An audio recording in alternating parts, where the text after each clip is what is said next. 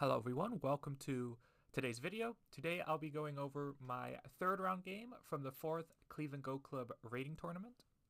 If you did not see my last video, which was my second round review from the same tournament, I did end up winning that game, and that game was a huge, basically a full board fight. So it was extremely complicated, extremely tough, but I did end up winning that game. And similar to that game, this game falls under that same veil. So this game is also a very fight-intensive game, so I'll do my best to try and kind of explain what's going on and explain my thought process. My opponent is Paige Lemaster 5-Dan, and we actually played at the last tournament I was at, which was the Tri-State Cincy tournament, I think it's called, where at that tournament, that was the first time we had played in tournaments, and I did end up winning that game too. But I got a sneak peek into Paige's style, which is a very aggressive fighting-based style. And so I knew what I was in for this game. And this game does not disappoint. So yeah, let's get into it. I am white, Paige is black. And we get a very normal opening. Black even goes elsewhere. And again, this can make sense, especially if you have a Shamari in the upper left, to ignore white's approach here to get an extension. So again, though, in the opening, there are, at any time, there's probably about a dozen moves you can play, and at that stage, it really comes down to what you're comfortable with and what your style is. So we get this Joseki. Again, there are many different options here, so I won't go into which ones you should play or shouldn't play. But this is the most common one you'll see. And Paige stands up here. One thing I'll mention about this is the two different, after this has been played, the two different moves you'll see is O16 and M17. The difference between the two is O16, you have to be ready for some fight in the local area. Now we can see with how the board is developing, the upper side is an area where black can fight. So it makes sense for black to want to choose O16 to really build the top on a large scale. Because as we can see, there is weaknesses at N18.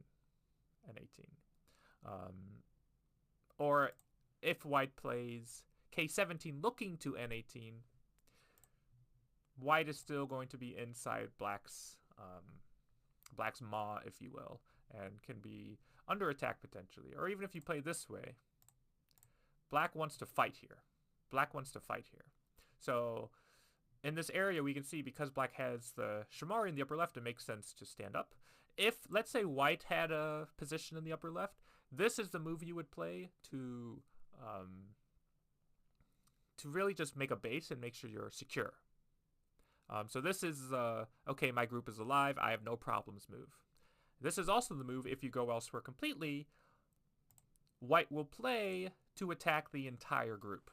And this move is so annoying for black. If you stand up, white will peep and then jump. And you have a non-alive group here. And if you do, let's say you play here, white's going to turn, and now, again, your shape is very cramped. Here. So, yeah, this is a very ugly move for black. So that's why black needs some move here. And it depends on what's in the upper left / what's happening up top. So this move makes sense. But because black ignored me in the lower left, I get my follow-up. And I like to play this variation. Again, there are other moves you can play, D2 being the most common. And nowadays, black has a few options. Black can choose to actually just leave this and go elsewhere. Black can choose to F2 and then play this kind of pincering move. Because the whole idea is white owes a move on the left side, but black owes a move at O3, at E3, I mean. And so black's trying to get white, or black is trying to fix the cut as opposed to just connecting like this. Black's trying to fix the cut in a efficient way. White's trying to make black have to fix in a non-efficient way. So the point of this move is if white descends, now black fixes, white owes a move on the left side, and then black can start to surround these 3 stones. So that's why white can just jump and let black extend, something like this. Black can also choose to just block here, which white has to now cut, and then black can extend something like this. This is also possible. Black can also just leave it completely, where, I don't know, black does something else. If white cuts here, we still leave it. We treat those 3 stones lightly. We ignored once, so why not ignore twice? And then why not ignore 3 times, right? So, yeah. But since I want to keep attacking these 3 stones, and I don't want black to potentially block here and extend here, this would work very nicely with black's left side. I like to play this variation. I'm getting a potentially smaller corner, but I'm keeping the Aji of f3 alive. So that's the idea with just sliding here. And black says, you invade my tier 3, I invade yours. Sure, and again, many variations, but black chooses this one. Black and white chooses this one. But I say, well, we have very similar positions, but I have a stone that's pincering your 3 stones. So you're a move behind here, black. And black agrees, black answers. And this is the most common way to answer. Yes, this is a very important order of moves, is you need to play here first before you double Hane. A lot of players, or maybe not a lot of players, but some players will just double Hane. But black or white will be able to Hane like this. And black doesn't have a very good move now. Black doesn't have a very good move now. Whereas if you do this first, white has to fix, and then you double Hane, now you do. Now you do have a good move. Because now if white double Hanes, white's shape is just a lot worse here. Because the idea with this kind of shape in the lower left is this move is basically always Sente, black filling here. And we even see this move in the game. Towards the corner, if white does something else, there's bad Aji with not just black reducing the corner, but there's even Aji with Ko. So white really wants to answer this move. And so if white does answer, then black's getting pretty nice shape on the outside, and white's not unhappy either, but this is okay for black. So white usually just extends up, and black fixes. And white jumps. Again, this move felt very nice because what am I aiming at? I'm obviously aiming at the double peep there. And then black fills. So this is a very nice way to fix this double peep problem. And again, I know of the b5 Aji, so I play c2 to defend. Because even though black can do that, still, it doesn't give black much. Plus, d2, or c2 I mean, now has created a backdoor connection for these 2 stones. Then black played here, and I had a dilemma here of what do I want to allow black to have. So for example, I could play on the bottom, connect up my, or start to connect up my lower right with my lower left. And this would be fine. This would be just fine. But this would allow black to get this extension along the side here. And this feels very uncomfortable with the shape white has up top. If I have to play a move like this, black would be able to build the upper side while putting pressure on this white group. Because the key is, this white group is not fully alive yet. So in the game, I extended to help my stones here, which allows black to pincer. But I was looking at this board position, I'm like, okay, black has created another potentially weak group here because the lower left is not alive. And I have these 3 stones and these 2 stones. But these 2 stones can connect anytime, and these 3 stones are very light. In-seong, if you know In-seong, he's a very, he lives in Europe now, but he's a Korean, very strong Korean amateur who comes to Go Congresses, I believe in the US and in Europe. He even runs a Go school. Very famous. If you haven't heard of the name In-seong, I'd be surprised by that. But he calls this 3 stones here if white makes this shape, the scorpion. And the whole idea is, it is so hard to actually attack these 3 stones. Because even after this exchange, if you try to attack me with this kind of move, you know, S1, I'm making an eye while threatening to cut. But if you Atari, then I can just kind of make some sort of extension. So these 3 stones are actually very light. They're very hard to capture, kind of like a scorpion. So I extend here. And again, I think either way is possible. This feels a little too cramped for me, though. And I want to keep black's groups separate. Like, black could maybe peep and then, like, knight's moves like this. And while I have this backdoor connection at d2, I don't necessarily want to play it. So, yeah, I extend instead. And black extends, and then I jump here. And then this is where everything I was following so far, but black's next move was very peculiar to me. And just because it felt really early to me, is black immediately plays at the elephant eye. And I thought this was too early to do, because you can still attack the entire group still. And where do you think white played when black went here? White played black's own one. And so we can see black pushes through, but black's hurting their own bottom side group. So instead, I would rather just see black like jump out like this. Just keep attacking the whole group. Yeah, just keep attacking the whole group. The idea with this jump, by the way, while it might look strange, is I'm looking to attach here. But black shouldn't care about that. Black can still just keep attacking. So I'd rather see this kind of move. Or we'll see what ends up happening is black ends up... like I thought, oh, black's giving me the bottom. Okay. But black ends up actually keeping the bottom. I'd rather black starts with this move then. I'd rather black starts with this move. You play there, though. And then attach. And just extend. Yeah. Black connects. And then jump. And so then black gets this double hane. And again, here, this is not a tricky problem per se, but white has to ask questions. Where should I play here, which is what I played in the game, or fix here? Now you might think, well, fixing there just works, doesn't it? Black gets captured. Yes, but black will end up being able to connect, like so. So to keep black from connecting that easily, I decided to capture here. Because black can capture the 2, but I push first, cut, and then black turns, and then I can cover. So again, I can still look to attack the left side here, attack the bottom still. Black's not fully alive even after capturing the 2 stones, and these 2 stones can still be saved. So black crawls here. I answer, and then black captures. So now black has solved this problem for now. Again, it's a ladder, but... and here I wish I had just played this move.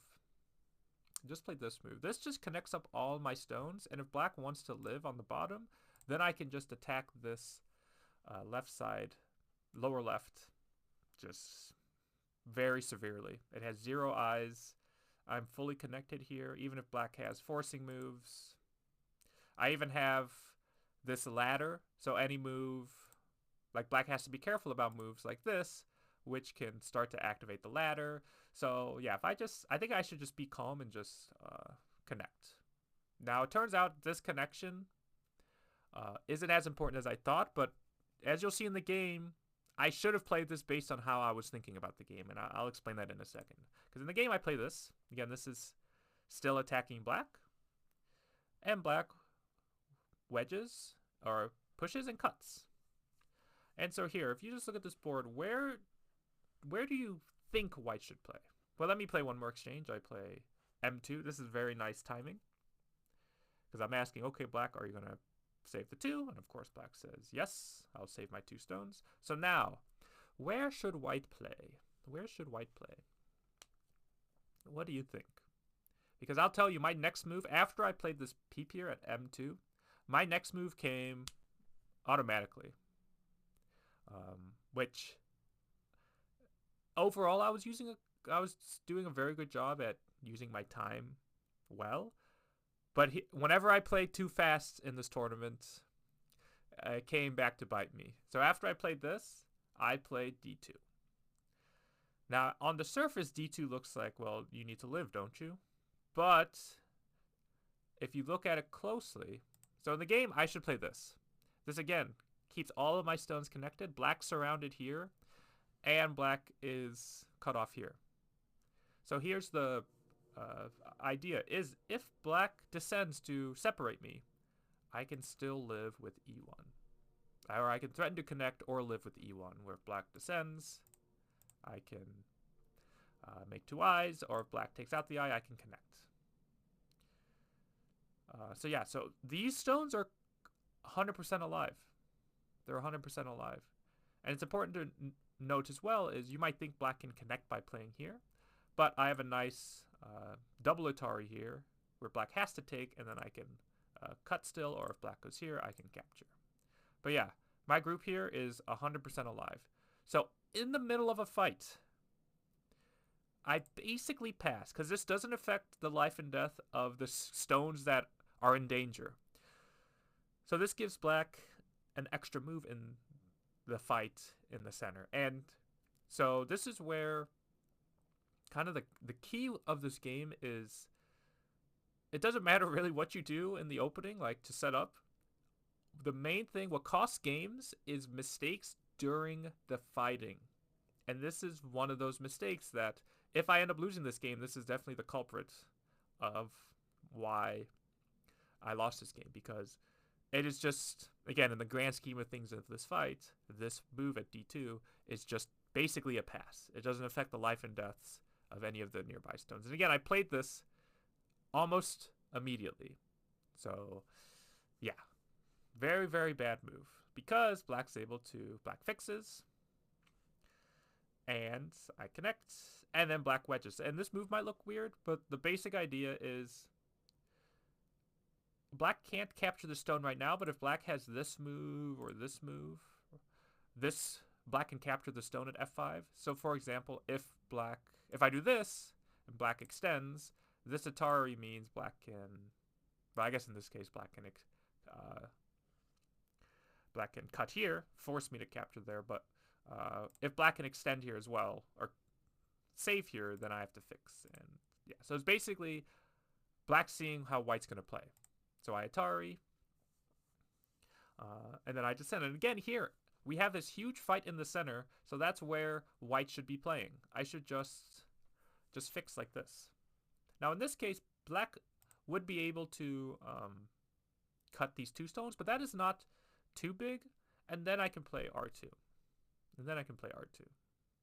But keeping access into the center is very vital. It's very vital, so I should do that for sure. Because I don't see black ever playing R2 in the near future, so I don't need to play this right now. Because black goes there and then cuts here, so yeah. Again, if I had gone here, black's unable to cut here because of this driving to CG. So either double Atari here or capture the two. Hane plays there. But yeah, it's okay. So here we have another very important moment in this game. Because right now, my bottom right is alive. My bottom right is alive. Because if I go elsewhere, obviously black needs to fix at S3, and then I can live with O3. This is an alive shape. So I'm alive on the bottom. So keep that in mind with what I'm about to, with what transpires in the game. So I can go elsewhere and be alive. Even though black can play here in Sente, I am alive. I go here though, because I'm like, okay, I can separate the corner and cut off the outside and all that jazz. So black plays there, black plays there. This is all forced. Black even plays here once. And then black plays in the center.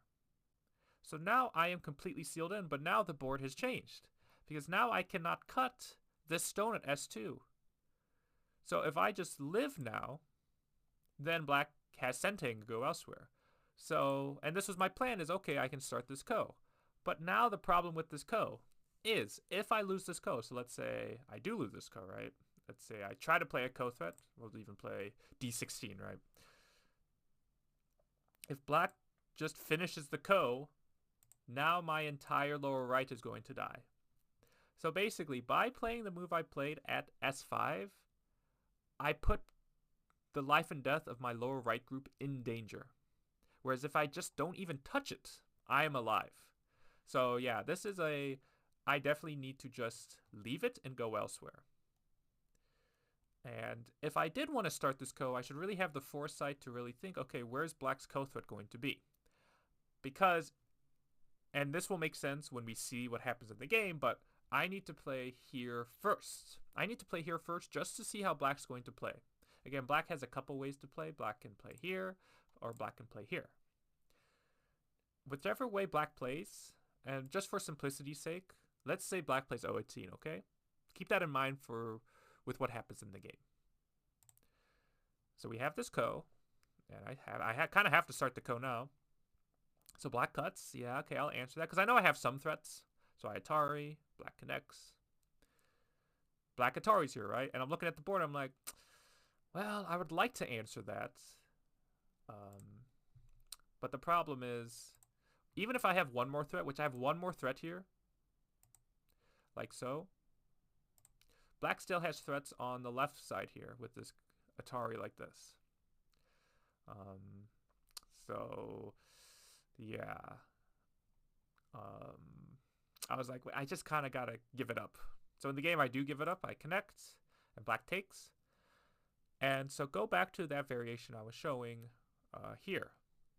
If we do the exact same thing, let's say black connects. If we do this same exact variation here,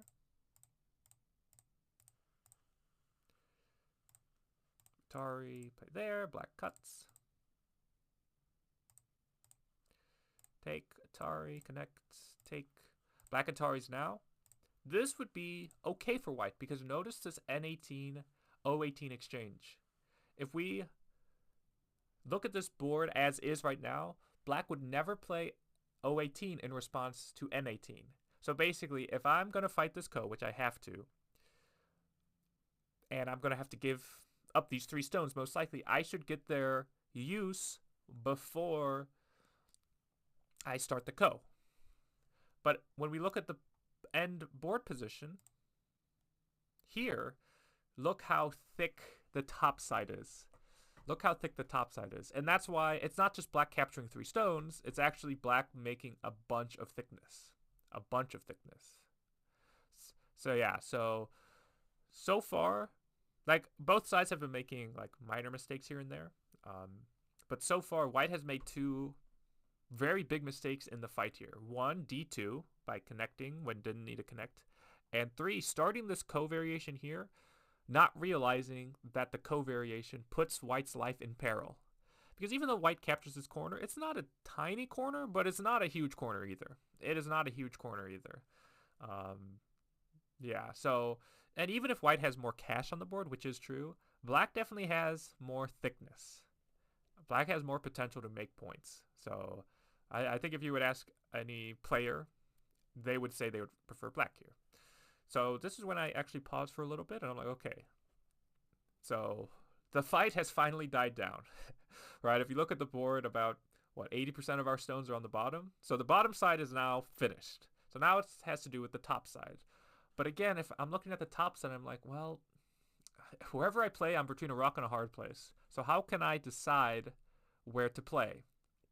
And so I'm looking, I'm like, I could play, you know, just a normal extension like this, but like black would just let me have the left side and take a huge top. So the top side's definitely where I need to play. But then I'm looking, I'm like, well, there is a ladder here. And this ladder, right now, again, this is a ladder like this, right? So I'm like, okay, I should play this ladder out. I should play this ladder out because, and we'll see, it doesn't just affect these 4 stones here, and we'll see that. So I decide to play ladder breaker. So this move by itself is not a ladder breaker. So I have to jump first. And again, I think, and black pincers, which this is black saying, okay, I don't care about the ladder, which I think is totally playable. But like let's say black had to fix the ladder somehow. Maybe black does this. Who knows? Now white's a little too comfortable up top. White's a little too comfortable up top. So yeah, black really wants this pincer. So I play the ladder. I think black should... So what happens in the game is black jumps here. And I stand up because I'm like, okay, let me just fix my 3 stones. And then black covers. But I think black should really instead just squeeze here like this. Black should just squeeze. Even if I can, you know, capture the few stones here, my shape gets destroyed here. Like, okay, I capture 3 stones, but then you can still attack white relentlessly here. Or maybe this way. So, yeah, basically letting me get this felt very good. Because after black jumps here, there is still a thing. Now there's a thing on the board that has kind of rechristened or has reappeared on the board. Especially after I jump here. Look at the state of these black groups. Remember, black hasn't fully connected yet. This group and this group are not fully connected. So black extends, I hane, black hanes, but then I connect.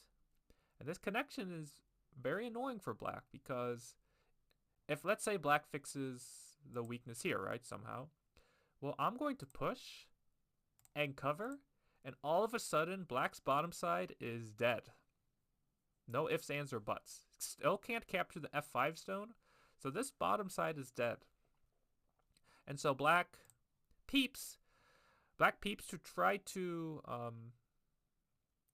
doesn't want to just fix, I guess, because of the problems I was just referring to. So trying to fix Incente, basically, even if I can do this, this cut now works because, again, this move is Sente to connect. So if I have to connect, black can cut and then cut like this. This is the idea.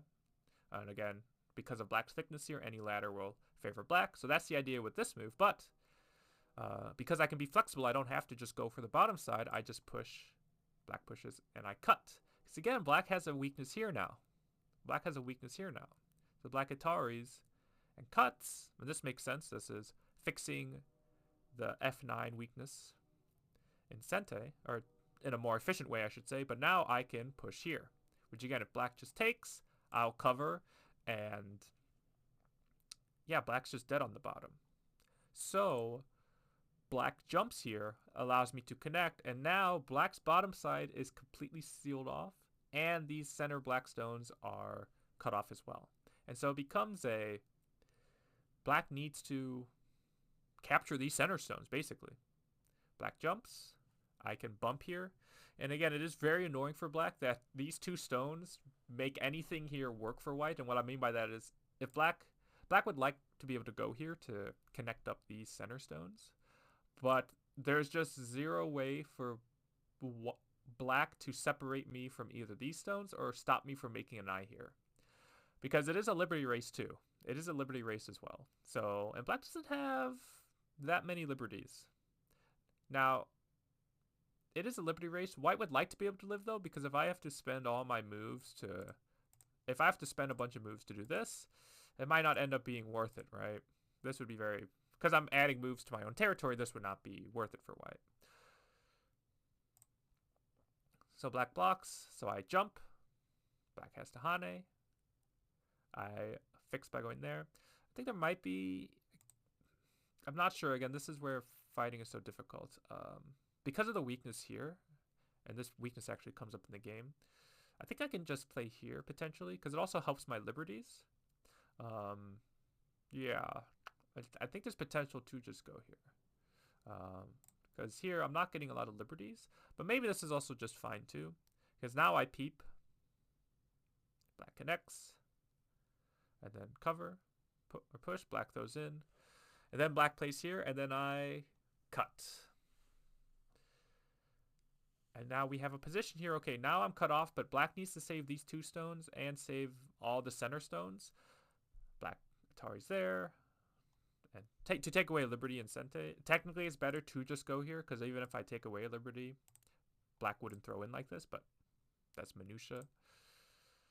Black just wants to take away liberty, because keep in mind, this cannot be a local Seki in the center. Because if this is a local Seki in the center, if black's dead on the bottom, it's not actually a Seki. Because these stones are dead, it would mean black stones are dead. So black turns, and then white goes here. So believe it or not, this move during the game, I'm like, okay, this is, this has to be the move. But this is actually the potentially game-losing move. Because believe it or not, if black just captures here and lets me capture these stones, look how black has lost these stones. Like, the entire lower right is now white's. Even if white gets all that, it is still a close game if black just takes everything else up top. It is still a close game, believe it or not, which was surprising to me. I was like, I guess that makes sense. What I was worried about was, so I knew I could go here, but I was worried about potential, like, it feels like I'm potentially low on liberties. But I guess the problem for black is black can't start filling liberties immediately because white can still attack these stones. So these stones are very low on liberties. So yeah, black has to worry about these stones as well. So even if black starts filling in liberties, yes, what's the best way? Just go there? Yeah, there's just no way for black to get rid of all the liberties. Although this would be, yeah, this wouldn't work, but yeah, there's some issues here and some issues. Yeah, this is just, it's too much for black to handle. This is what I was worried about though, and my time was getting lower, so I figured if I just take this spot, it makes it very clear to me that it would be I versus no I if I can just go here. But I should mention that this does just work. This does just work. So yeah, I think actually white just takes away these liberties instead. Yeah. But black probably felt the same way. It was like, I gotta connect, but now turn Hane. And then after this, it's very clear. Like, black can make an eye, but again, one eye is not good enough. And then again, black has problems on this side too. So yeah, after I Atari here, black resigned here. So yeah, very very complicated game with, again, this was probably the game I felt I played the worst in. And again, it wasn't an overall, like, a lot of my moves were bad, but there were a lot of extremely bad moves, very misopportune timing moves in this game that really made this game stick out like a sore thumb, at least at this point in the tournament. But yeah, was able to still able to win this game. But yeah, this was my third round game. We just have one more round to go, so one more review from this tournament. But yeah, 3-0, and no spoilers, but in the final round, I'm playing somebody who is also 3-0, so it's going to be basically who gets first place in the event. So it's a super exciting game, so look forward to that. But yeah, if you have any questions or comments, please leave them in the comment section below, and I'll see you all in the next video.